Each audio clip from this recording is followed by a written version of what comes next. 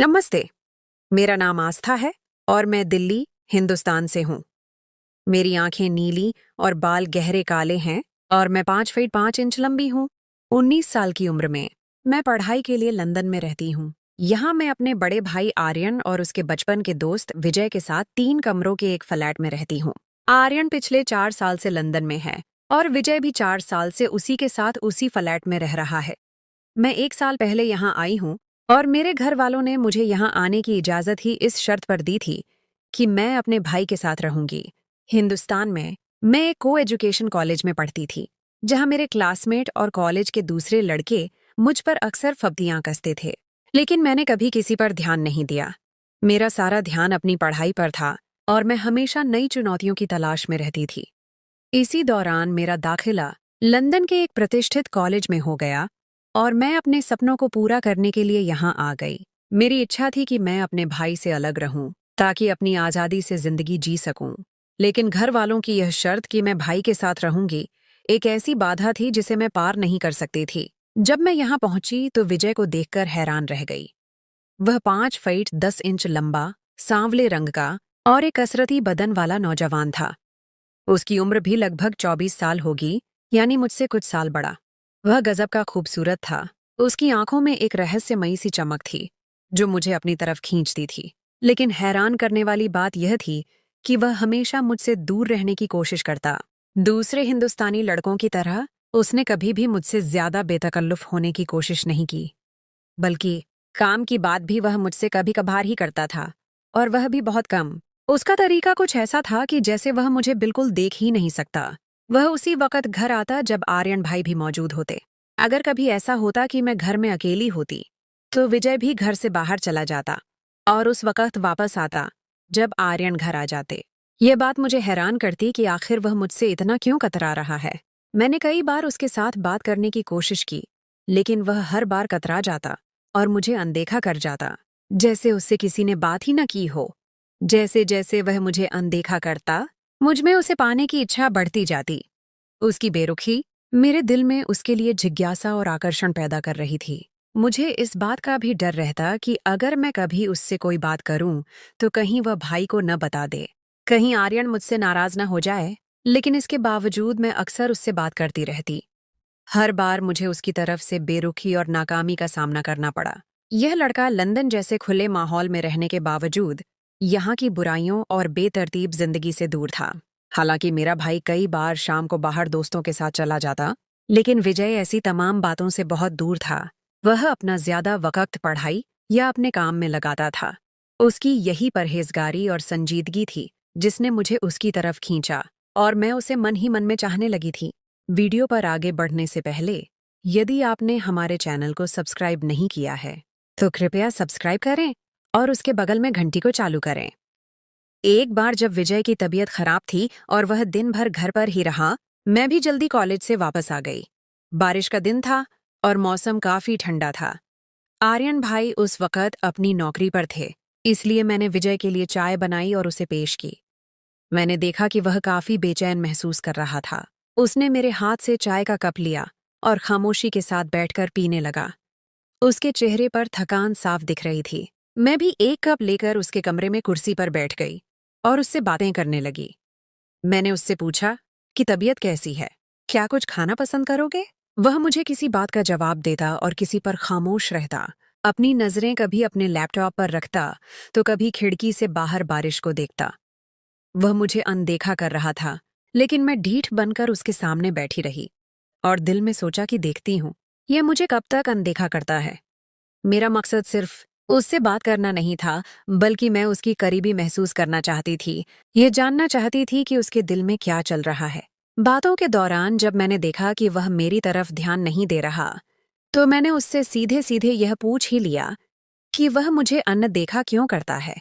तो वह कहने लगा, आस्था, तुम मेरे दोस्त की बहन हो और मेरे ख्याल में दोस्त की बहन अपनी बहन के बराबर होती है। मैं तुम्हारी इज्जत करता हूँ, इसीलिए तुमसे दूरी रखता हूँ। मैंने उससे कहा, दोस्त की बहन दोस्त भी तो हो सकती है, बल्कि एक बेहतरीन दोस्त। वह मेरी बात सुनकर थोड़ी देर खामोश हो गया। उसके चेहरे पर उलझन के निशान थे। मैंने इस मौके का फायदा उठाया और उसे अपनी दिल की बात कह दी। मैं तुम्हें चाहती हूँ और तुम्हें पाकर रहूंगी। तुम मेरी जिंदगी का हिस्सा बन चुके हो। मेरी बात सुनकर वह कुछ देर हैरत से मेरी तरफ देखता रहा, फिर कहने लगा, आस्था, ये बात ठीक नहीं है। अगर तुम्हारे भाई को मालूम हो गया तो वह तुम्हें कुछ नहीं कहेगा, बल्कि सारा इल्जाम मुझ पर डाल देगा। हमारी दोस्ती बरसों पुरानी है। मैं नहीं चाहता कि हमारी दोस्ती में दरार आए। यह रिश्ता आर्यन के लिए बहुत अहमियत रखता है। मैंने उसको कहा, तुम इसकी फिक्र न करो, ये बात मुझ पर छोड़ दो, मैं सब संभाल लूंगी। उस दिन मुझे काफी हद तक कामयाबी मिली। मुझे लगा कि उसके अंदर भी दिल है और मैं उसके दिल तक पहुंच सकती हूँ। उसकी हिचकिचाहट और फिक्रमंदी ने मुझे यह यकीन दिलाया कि वह भी मुझे कुछ न कुछ महसूस करता है। अब मुझे उसके दिल से डर दूर करना था और उसे यह यकीन दिलाना था कि इस रिश्ते में कोई खतरा नहीं है। खैर, इसी तरह वक़्त गुजरता गया और अगले 2 हफ्तों तक मुझे कोई खास कामयाबी नहीं मिली। विजय का बर्ताव अभी भी एहतियाती था, हालांकि वह पहले से थोड़ा कम अनदेखा करने लगा था। इसी दौरान मेरे भाई आर्यन को रात के वक़्त एक नई नौकरी मिल गई, जहां पहले वाली नौकरी से दुगना ज्यादा वेतन था। वह इस प्रस्ताव पर बहुत खुश था। मैंने भाई से बात की कि वह यह नौकरी न करे, क्योंकि मैं रात के वक़्त घर में अकेली रहूंगी और मुझे अकेलेपन से डर लगता है। तो वह कहने लगा, अकेली क्यों? विजय भी तो घर में ही होता है। विजय भी उस वक़्त हमारे पास ही मौजूद था, अपने लैपटॉप पर काम कर रहा था। मैंने उस वक्त उसकी मौजूदगी का फायदा उठाते हुए कहा, विजय तो ऐसे होता है जैसे घर में कोई है ही नहीं। आप होते हैं तो मुझे अकेलेपन का एहसास नहीं होता। आपके साथ बातें भी कर लेती हूँ, दिल बहल जाता है। लेकिन विजय तो मुझसे बात करने से भी भागता है। मेरी बात सुनकर आर्यन भाई हंसने लगे और विजय को संबोधित करके कहने लगे, क्यों विजय, क्या बात है? आस्था तुम्हारी शिकायत कर रही है। लगता है तुम्हारी तन्हाई से उसे बोरियत होती है। तो विजय ने एक बार नजर उठाकर पहले आर्यन और फिर मेरी तरफ देखा। उसके चेहरे पर हल्की सी मुस्कुराहट आई और फिर उसने फौरन अपनी निगाहें दोबारा अपने लैपटॉप पर टिका लीं। मैंने मौका हाथ से न जाने दिया और आगे कहा, ये तो ऐसे मुझसे भागते हैं जैसे मैं इन्हें खा जाऊंगी। 6 महीने विजय ने मुझसे कभी सीधे बात नहीं की और अब कहते हैं कि मुझे अकेलेपन का एहसास नहीं होगा। मैंने और ज्यादा नाटकीय अंदाज में कहा, आर्यन भाई, जब कभी आप घर पर ना हो और विजय घर आ जाए और घर में आपको न पाकर यह तो बाहर निकल जाते हैं। मुझे लगता है अगर आपने रात की ड्यूटी वाली नौकरी शुरू कर ली तो यह भी घर नहीं आया करेंगे और मुझे बिल्कुल अकेला छोड़ देंगे। मेरी बात सुनकर भाई जोर से हंसने लगे और विजय को एक बार फिर संबोधित करके कहने लगे, विजय, क्या यह सच कह रही है? तुम्हें शर्म नहीं आती? तो उसने एक बार फिर अपना सिर उठाकर मुझे देखा। उसकी आंखों में हल्की सी चमक थी और कुछ कहने ही वाला था कि आर्यन भाई बीच में बोल पड़े और कहने लगे, विजय, मुझे तुम पर और आस्था, तुम दोनों पर भरोसा है। मेरा ख्याल है कि मेरी गैर मौजूदगी में आइंदा आस्था को अकेलेपन का एहसास नहीं होगा। विजय, तुम आस्था का ख्याल रखोगे? आर्यन भाई की बात सुनकर विजय बोला। आर्यन दरअसल उसने अपनी बात शुरू ही की थी कि आर्यन भाई फिर बोल पड़े, बस अब यह विषय बंद करो और आस्था, जा चाय बनाकर ला। सब मिलकर चाय पीते हैं और यह बात यहीं खत्म। मैं उठकर किचन में चली गई। वापस आई तो कमरे का माहौल पूरी तरह बदल गया था और दोनों कहकहे लगाकर हंस रहे थे। ऐसा लग रहा था जैसे कोई पुरानी मजाक चल रहा हो। मैं चाय की ट्रे लेकर कमरे में दाखिल हुई और हम लोग चाय पीते रहे। इस दौरान मैंने देखा कि विजय बात करते करते चोरी चोरी मुझे देखता है और फिर मुझसे नजरें मिलते ही निगाह दूसरी तरफ कर लेता है, जिस पर मुझे खुशी महसूस हुई कि आखिरकार मुझे कामयाबी मिल रही है। मेरे ख्याल में ये पहली बार था कि विजय मेरी तरफ नजर उठाकर देख रहा था। उसकी आंखों में एक नई सी शरारत थी। पहले तो मुझसे बात भी करता तो अपनी नजर नीचे रखता था या इधर उधर देखता रहता था। यह एक छोटी सी लेकिन अहम कामयाबी थी। अगले दिन भाई ने विजय से कहा, विजय, कल से तुम अपनी नौकरी पर जाते हुए आस्था को उसके कॉलेज छोड़ दिया करना और वापसी ये खुद लोकल ट्रांसपोर्ट पर आ जाया करेगी। मैं रात को ड्यूटी पर रहूंगा। तुम इसका ख्याल रखना, मुझे कोई शिकायत न मिले और आस्था, तुम भी विजय को ज्यादा तंग न करना, वरना तुम्हारी भी खैर नहीं। यह सुनकर मुझे दिली सुकून मिला। अगले रोज सुबह नाश्ते के बाद जब विजय नौकरी पर जाने लगा तो मैं जल्दी से उसकी गाड़ी का सामने वाला दरवाजा खोलकर बैठ गई। उसके चेहरे पर हैरानी के मिले जुले भाव थे।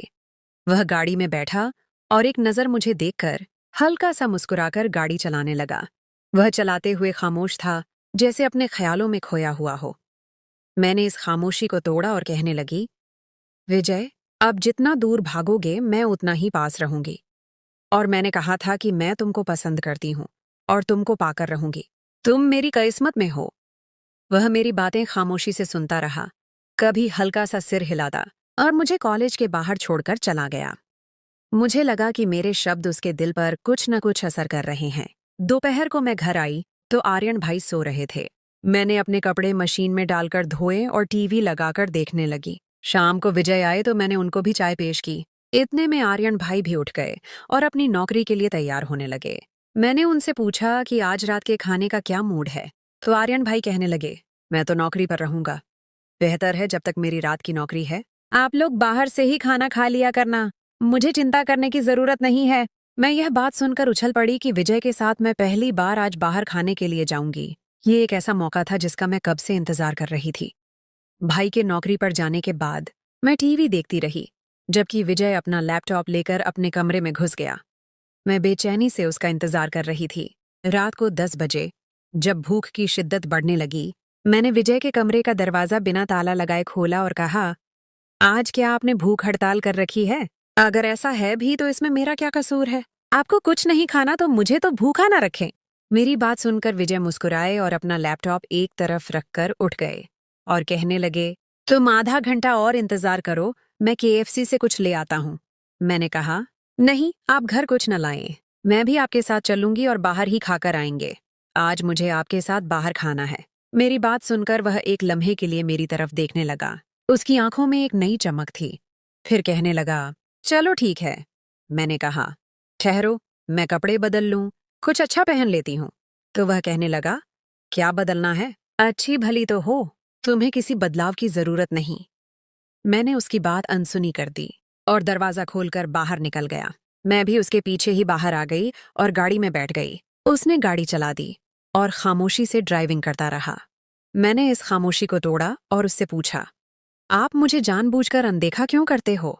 क्या मैं आपको अच्छी नहीं लगती? अब मुझ में कोई कमी है कि आप मुझसे बात करने से भी कतराते हैं? आस्था, मेरी बात सुनो। अगर तुमने आइंदा ऐसी बात की तो मैं तुम्हारे भाई को बता दूंगा। उसने थोड़े गुस्से में कहा, तुम चाहे सारी दुनिया को बता दो, मुझे परवाह नहीं। मैं तुमसे तब तक पूछती रहूंगी जब तक मुझे मेरी बात का जवाब नहीं मिल जाता, जब तक मुझे यह नहीं मालूम होता कि मेरे साथ ऐसा बर्ताव क्यों है। आस्था, तुम मेरे दोस्त की बहन हो और मेरे लिए सम्माननीय हो, बस यही वजह है। तो मैं कब कह रही हूं कि मैं तुम्हारे दोस्त की बहन नहीं हूं? क्या दोस्त की बहन भी दोस्त नहीं बन सकती? क्या यह जरूरी है कि वह सिर्फ बहन ही रहे, कभी दोस्त न बने? नहीं, ऐसी बात नहीं। अगर तुम्हारे भाई को मालूम हो गया तो वह क्या सोचेगा? हम दोनों पे नाराज हुए। यह सब तो मुझ पर छोड़ दो, मैं सब संभाल लूंगी। आपको सिर्फ मेरी बात सुननी है और मेरी तरफ एक बार ध्यान देना है। फिर भी मुझे ये सब अच्छा नहीं लगता। ये हमारी दोस्ती के खिलाफ है। क्यों अच्छा नहीं लगता? इसकी कोई खास वजह भी तो बताओ। शायद मैं भी उसको बुरा समझने लगूं और अपना इरादा बदल लूं। मैं तुमसे बहस नहीं कर सकता, उसने तंग आकर कहा। उसके चेहरे पर बेबसी के निशान थे। तो फिर मेरी बात मान लो। मैं आपको यह बता दूं कि मैं आपको पसंद करती हूं और आपको पाकर ही रहूंगी। मैंने तुम पर अपना दिल हारा है। हाँ, अगर मैं आपको अच्छी नहीं लगती तो मुझे बता दो, मैं आपकी जिंदगी से चली जाऊंगी। उसने केएफसी के सामने गाड़ी खड़ी की और खुद दरवाजा खोलकर बाहर निकल गया और थोड़ी देर के बाद 2 हलाल बर्गर और 2 कोक ले आया। मैंने उससे कहा कि खाना लेकर घर नहीं जाना, बल्कि यहाँ पास के किसी पार्क में चलते हैं, जहाँ बैठकर खाएंगे। मुझे खुली जगहों पर बैठकर खाना पसंद है। वह मेरी बात सुनकर खामोश रहा और गाड़ी चलाने लगा। थोड़ी देर के बाद उसने एक खूबसूरत पार्क के सामने गाड़ी खड़ी कर दी, जहां हल्की रोशनी थी और सुकून महसूस हो रहा था। हम दोनों ने एक बेंच पर बैठकर बर्गर खाए। इस दौरान भी मैंने उसके साथ बात करने की कोशिश की, लेकिन वह खामोश रहा। कभी आसमान की तरफ देखता तो कभी घास पर निगाहें जमाए रखता, लेकिन मैंने हिम्मत नहीं हारी। मैंने महसूस किया कि उसकी खामोशी में भी कुछ छिपा हुआ है। वह कुछ कहना चाह रहा है लेकिन हिचकिचा रहा है। अगले रोज शुक्रवार का दिन था। सुबह जब वह मुझे कॉलेज छोड़ने गया तो रास्ते में फिर बात करने की कोशिश करती रही, लेकिन हमेशा की तरह मुझे नाकामी का मुंह देखना पड़ा। उसका रवैया अभी भी वही पुराना था। उस दिन शाम को जब भाई नौकरी पर जाने लगे तो मैंने उनसे कहा, भाई, आज आप नौकरी पर न जाइए। मुझे आपके साथ वक्त बिताना है। क्यों? खैरियत तो है ना आस्था? क्या कोई समस्या है? नहीं, ऐसे ही आज मेरा बाहर खाने का मन कर रहा है। जब से लंदन आई हूं कभी भी आप मुझे बाहर खाने के लिए नहीं लेकर गए। मुझे आपके साथ जाना है। मैं तो नहीं लेकर जा सकता। मेरी रात की ड्यूटी है। तुम विजय के साथ चली जाना, वह तो फौरिग है। वह तो ऐसे इंसान है, न खुद कहीं जाते हैं न कहीं मुझे लेकर जाएंगे। उनको तो घर से बाहर निकलना भी पसंद नहीं। मेरी बात सुनकर आर्यन भाई हंसने लगे और कहने लगे, नहीं ऐसी बात नहीं। वह है तो बहुत खुशमिजाज आदमी, लेकिन तुमसे थोड़ा आरक्षित रहते हैं। पता नहीं क्यों मुझसे आरक्षित क्यों रहते हैं ये मुझे मालूम नहीं। खैर छोड़ो इस बात को। अगर आप मुझे ले जा सकते हैं तो ले जाइए। वह मुझे नहीं लेकर जाएंगे। अगर उनके साथ जाने के लिए कहना है तो साफ कह दें कि मैं न जाऊं। नहीं ऐसी बात नहीं। तुम उसे कह देना, वह तुम्हें ले जाएगा। वह नहीं मानेंगे। आप खुद उनसे कह दें तो शायद आपकी बात मान लें। वह आपकी बात ज्यादा सुनते हैं। ठीक है, इस वक्त तो वह नौकरी पर व्यस्त होगा। जब आएगा तो मेरी फोन पर बात करवा देना, मैं उसे कह दूंगा। भाई की बात सुनकर मैं खुश हो गई। मेरा प्लान कामयाब हो गया था। मैं जानती थी कि भाई का कहना वह नहीं टालेगा। भाई चले गए तो मैंने उठकर फ्रेश होकर नीली जीन्स के साथ सफेद टी शर्ट पहन ली और हल्का सा मेकअप करके तैयार हो गई। मैंने आईने के सामने खड़ी रहकर खुद को देखा तो मैं बहुत खूबसूरत लग रही थी। मेरा आत्मविश्वास बढ़ गया था। मैं जब से लंदन आई थी आज पहली बार मैंने मेकअप किया था। हालांकि मेरे पास मेकअप का सामान मौजूद था, लेकिन मैं कभी भी खुद को तैयार करने की जरूरत महसूस नहीं करती थी। तैयार होने के बाद मैं विजय का इंतजार करने लगी। मेरा दिल जोर जोर से धड़क रहा था। एक अजीब सी बेचैनी थी। थोड़ी देर के बाद वह आया। मैंने दरवाजा खोला तो उसने मुझे देखा और एक लम्हे के लिए ठिठक कर रह गया। उसकी आंखों में हैरानी और कुछ और ही जज्बात थे, लेकिन दूसरे ही लम्हे वह संभल गया और अंदर दाखिल हो गया। मैंने दरवाजा बंद किया और अंदर आकर उसके लिए चाय बनाई। चाय के बाद मैंने उससे कहा, विजय, आज कहीं बाहर खाने के लिए न चलें? भाई ने कहा है कि आपके साथ चली जाऊं। उसने मुझे बिना देखे हुए कहा, मैं नहीं जा सकता। अगर जाना है तो आर्यन से कह देना, वह लेकर चला जाएगा। मैंने भाई से पूछ लिया है। वह कह रहे थे कि आपके साथ चली जाऊं और उन्होंने मुझे जोर दिया है कि आप मुझे लेकर जाएं। मुझे तो उसने नहीं कहा। आप उनसे फोन पर बात कर लें। नहीं, मैं नहीं करता उससे बात, और नहीं तुम्हें लेकर जाऊंगा। मेरे पास वक्त नहीं है और मुझे बाहर जाने का मूड नहीं है। मैंने विजय की बात सुनी और अपने फोन से भाई का नंबर मिलाया। जब बेल बजी तो मैंने फोन विजय को पकड़ा दिया। यह लो, भाई से बात कर लो। वह आपसे बात करना चाह रहे हैं। नहीं, मैं नहीं करता। उसने फोन मेरी तरफ बढ़ाते हुए कहा। उसके चेहरे पर सख्ती थी। मैंने फोन पकड़ लिया और जैसे ही भाई ने फोन उठाया, मैंने रोने वाले अंदाज में कहा, भाई, मैंने क्या कहा था? विजय मुझे नहीं लेकर जाएंगे। आप खुद ही मुझे मना कर देते। मैं कितनी अकेली महसूस कर रही हूं। नहीं, ऐसे कैसे हो सकता है? तुम मेरी बात विजय से करवा दो। भाई ने हैरानी से कहा। वह आपसे बात करने को भी तैयार ही नहीं। वह तो कह रहे हैं कि उनको मुझसे बाहर जाने का बिल्कुल मूड नहीं है। ठीक है, मैं उसको खुद फोन करता हूँ। भाई ने फोन बंद कर दिया। अगले ही लम्हे विजय के फोन पर घंटी बजने लगी। विजय ने मेरी तरफ गुस्से भरी निगाहों से देखते हुए फोन उठाया। हेलो, क्या हाल है आर्यन? फिर उसने मुझ पर नजर डाली और भाई से कहने लगा, क्या मैं कैसे ले जा सकता हूँ इसको यार? मुझे काम है। मेरी बात तुम समझते क्यों नहीं? दूसरी तरफ से भाई ने जाने विजय को क्या कहा। विजय ने मेरी तरफ देखा और फोन बंद कर दिया और मुझे कहने लगा, ठीक है, लेकिन जाना कहाँ है? किसी अच्छे से होटल पे चलते हैं जहाँ लाइव म्यूजिक हो। नहीं, मैं तुम्हें होटल पे नहीं ले जा सकता। आज मेरा मूड नहीं है। नहीं तो मैं फिर भाई से बात करती हूँ। मैंने उसे फिर धमकी दी। एक तो तुम भाई की धमकी बहुत देती हो। तुम्हारा भाई मुझ पर कोई हाकिम तो नहीं लगा हुआ कि मैं उसके डर से तुम्हारी हर जायज नाजायज बात मानूं? उसने अब थोड़ा सा मजाक से कहा। तो ठीक है, अब भाई से बात कर लें और उनको कह दें कि मैं नहीं ले जा सकता। मैंने भी थोड़ी शरारत की। ठीक है, लेकिन एक बात सुन लो, वहां जाकर कोई ऐसी वैसी हरकत नहीं करनी और तुम तैयार हो जाओ। मैं भी कपड़े बदल लेता हूँ। मैं तैयार हूँ, आप तैयार हो लें। वैसे इसी तरह भी आप बहुत हैंडसम लग रहे हो, मैंने मुस्कुराकर कहा। उसने फिर मेरी तरफ देखा। उसकी आंखों में एक नई सी शरारत और हल्की सी हंसी थी। वह अपने कमरे में घुस गया। थोड़ी देर के बाद कपड़े बदलकर बाहर निकल आया और मुझे कहने लगा, चलो जल्दी करो और वापस भी जल्दी आना है। उस वक्त रात के लगभग 9 बज रहे थे। मैं जल्दी से बाहर निकली और गाड़ी में बैठ गई। उसने दरवाजा लॉक किया और गाड़ी में आ बैठा और ड्राइविंग करने लगा। हम लोग लंदन के एक बड़े होटल के बाहर पहुंचे, जहां उसने एक जगह गाड़ी पार्क की और हम अंदर चले गए। अंदर दाखिल हुए तो अंदर तेज अंग्रेजी संगीत चल रहा था और माहौल बहुत रोशन था। हमने एक खाली टेबल ढूंढा और बैठ गए। ऐसे ही बैठे रहने के बाद मैंने विजय से कहा, यहाँ ऐसे ही बैठे रहेंगे? अब कोई ड्रिंक वगैरह भी लेनी है? वह कहने लगा, तुम बैठो, मैं कुछ ले आता हूँ। मैंने उससे कहा, नहीं आप बैठें, मैं लेकर आती हूँ, आप थक गए होंगे। वह उठने लगा, लेकिन मैं उससे पहले उठ चुकी थी, जिस पर वह बैठ गया और उसने अपने पर्स से मुझे कुछ पैसे दिए। मैंने ड्रिंक के 2 ग्लास लिए और टेबल पर आ गई। ड्रिंक देखकर वह गुस्से के अंदाज में बोला, ये क्या ले आई हो? मैंने तुमसे कहा था कोक लानी है, लेकिन तुम यह उठा लाई। उसके चेहरे पर नाराजगी साफ दिख रही थी। मैंने उससे कहा कि आपको ड्रिंक नहीं पीनी तो न पिए, मैं दोनों ग्लास पी लूंगी और आपके लिए कोक ले आती हूँ। उसने मुझे कहा, मैं नहीं पीता और तुम्हें भी नहीं पीने दूंगा, लेकिन मैंने जिद की तो वह खामोश हो गया। मैं फिर उठी और उसके लिए कोक ले आई और टेबल पर बैठकर ड्रिंक का ग्लास उठाकर पीने लगी और विजय भी एक एक घूंट कोक पी रहा था। थोड़ी देर के बाद मैंने अपना ग्लास फिर उठाया और पूरा ग्लास पी लिया और उसके बाद हम घर आए और मैं सो गई और मुझे नींद आ गई। वह रात मेरे लिए एक यादगार रात थी। सुबह 6 बजे के करीब मैं उठी तो टीवी लाउंज में आर्यन भाई और विजय बातें कर रहे थे। मैं बाहर निकली, विजय और भाई को गुड मॉर्निंग कहा। भाई ने मुझे देखा और कहने लगे, उठ गई शहजादी साहिबा, सुबह से चाय के इंतजार में बैठे हैं। मुझे शर्मिंदगी महसूस हुई, लेकिन विजय ने मुझे सोने नहीं दिया। वह बता रहा था कि तुम लोग रात को होटल में गए थे और तुमने उसे कितना तंग किया। आस्था, तुमने देखा ना विजय कितना अच्छा है, वह तुम्हारा कितना ख्याल रखता है।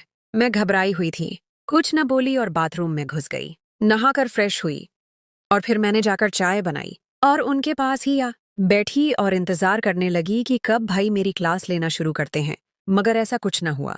भाई का अंदाज ऐसा था जैसे वह मेरी शरारतों से लुत्फ ले रहे हों। थोड़ी देर के बाद भाई चाय पीकर सोने के लिए अपने कमरे में चले गए और मैंने चोरी चोरी विजय की तरफ देखा तो वह मेरी तरफ देखकर हल्का हल्का सा मुस्कुरा रहा था। उसकी आंखों में एक नई चमक थी। मैंने नजरें नीची कर लीं और थोड़ी देर बाद फिर नजरें उठाकर उसकी तरफ देखा और उसको कहा, सॉरी। किस बात की सॉरी? उसने पूछा। उसके चेहरे पर मासूमियत थी। वह मैंने आपको रात को बहुत तंग किया और भाई को भी सब बता दिया। नहीं, कोई बात नहीं, इसमें तुम्हारा क्या कसूर है? यह तो तुम्हारा हक है कि तुम भाई से कह सको और मुझे खुशी है कि तुमने यह किया। मैं खामोश हो गई और थोड़ी देर के बाद फिर बोली, वह आपने रात वाला वाकया भाई को भी बता दिया है या नहीं? वैसे तुम हो वाकई ही बहुत खूबसूरत। मेरी जिंदगी में पहली बार मैंने किसी को इतना हसीन देखा है। मैं उसकी बात सुनकर खुश हो गई और उसकी तरफ देखने लगी। आखिरकार मैं जीत गई थी। विजय मेरी जिंदगी में आने वाला पहला लड़का था और मैं पहली बार उसके मुंह से अपनी तारीफ सुन रही थी। उसके शब्द मेरे दिल को छू गए। मैं उठकर कमरे में चली गई और बेड पर औंधी होकर लेट गई। मुझे अब हर चीज अच्छी लग रही थी और हर चीज पर प्यार आ रहा था। पूरी दुनिया हसीन लग रही थी। मैंने तकिया लिया और उसे जोर से अपने सीने के साथ लगा लिया, जैसे मैंने अपने सपनों को थाम लिया हो। खैर, अब हमारी दोस्ती की शुरुआत हो चुकी थी और मुझे उम्मीद थी कि यह दोस्ती जल्द ही मोहब्बत में बदल जाएगी। खैर, दिन गुजरते गए, हमारी करीबी बढ़ती गई। विजय अब मुझसे ज्यादा खुलकर बात करने लगा था। एक रोज मेरी तबीयत खराब थी और मैं कॉलेज नहीं गई। विजय अपनी नौकरी पर चले गए। मैं अपने कमरे में ही लेटी रही जबकि भाई अपने कमरे में सोए हुए थे। 9 बजे के करीब मुझे दरवाजा खुलने की आवाज आई। मैंने सोचा भाई उठे होंगे, किसी काम के लिए दरवाजा खोला होगा। मैं अपने कमरे में ही लेटी रही। थोड़ी देर के बाद मुझे टीवी लाउंज से आवाजें आने लगीं। उनमें भाई के साथ किसी महिला की भी आवाज शामिल थी जो हिंदुस्तानी लहजे में अंग्रेजी बोल रही थी। दोनों अंग्रेजी भाषा में कुछ बोल रहे थे। उनकी आवाजें काफी धीमी थीं। मैं उठी और दरवाजा हल्का सा खोलकर देखा तो आर्यन भाई एक गोरी महिला के साथ बातें कर रहे थे। वह महिला कोई 24-25 साल की होगी, खूबसूरत और आकर्षक। वह गोरी महिला 1 घंटे से ज्यादा वक्त घर में मौजूद रही और फिर चली गई। भाई फिर अपने कमरे में जाकर सो गए। खाने के वक्त भाई उठे तो मैंने उनको महसूस नहीं होने दिया कि मैंने उनको किसी महिला के साथ देखा है। मैंने बहुत एहतियात से यह बात छिपाई। खाने के बाद भाई भी अपनी रात की ड्यूटी पर चले गए। थोड़ी देर के बाद विजय आए और हम लोग बाहर खाने के लिए गए। उस दिन मौसम अच्छा था और हमने एक पिज्जा रेस्टोरेंट जाने का फैसला किया। वहां पहुंचकर हमने खाना ऑर्डर किया और इस दौरान मैंने सभी घटनाओं से उनको अवगत कराया। अपने भाई और उस महिला की मौजूदगी के बारे में बताया तो उसने बताया कि वह लड़की सीता है और उसके भाई के साथ काफी अरसे से दोस्ती है। आस्था, तुम्हारे आने से पहले वह अक्सर घर आती थी, लेकिन तुम्हारे आने के बाद आर्यन ने उसे घर आने से मना कर दिया था ताकि तुम्हें कोई परेशानी ना हो। वह तुम्हारी इज्जत करता है। आज आर्यन को मालूम नहीं था कि तुम कॉलेज नहीं गई, इसीलिए उसे बुला लिया। ये सुनकर मुझे आर्यन भाई पर थोड़ा गुस्सा आया, लेकिन विजय ने मुझे समझाया कि वह ऐसा क्यों कर रहा था। एक दिन जब हम लोग बाहर खाने से वापस आए, मैंने चाय बनाई और साथ में बिस्कुट ले आई। चाय पीते हुए मैंने एक बिस्कुट उठाया और विजय के मुंह में डाल दिया। वह मेरी तरफ देखने लगा। उसके चेहरे पर हैरानी के साथ एक दिलकश मुस्कुराहट थी। खैर, उसने कहा कुछ नहीं और बिस्कुट खा लिया। अब मैं उम्मीद कर रही थी कि वह भी मुझे बिस्कुट खिलाएगा, लेकिन ऐसा कुछ न हुआ। वह सिर्फ मुस्कुराकर मेरी तरफ देखता रहा। खैर, चाय के बाद मैंने बर्तन उठाए और उसके बाद आकर सोफे पर बैठ गई और मैं उसे देख रही थी। वह भी मेरी तरफ देखने लगा। हमारी नजरें मिलीं और उसकी आंखों में मुझे अपने लिए मोहब्बत दिखाई दी। उसके बाद वह उठकर अपने कमरे में चला गया। शायद उसे और बात करने में हिचकिचाहट महसूस हो रही थी। मैं भी उठी और अपने कमरे में चली गई, लेकिन उस रात मुझे नींद नहीं आई। मेरे दिल दिमाग में विजय के साथ गुजरा हुआ हर लम्हा ताज़ा था और मैं ये सोच रही थी कि हमारे रिश्ते का अगला मोड़ क्या होगा। क्या हम कभी एक हो पाएंगे?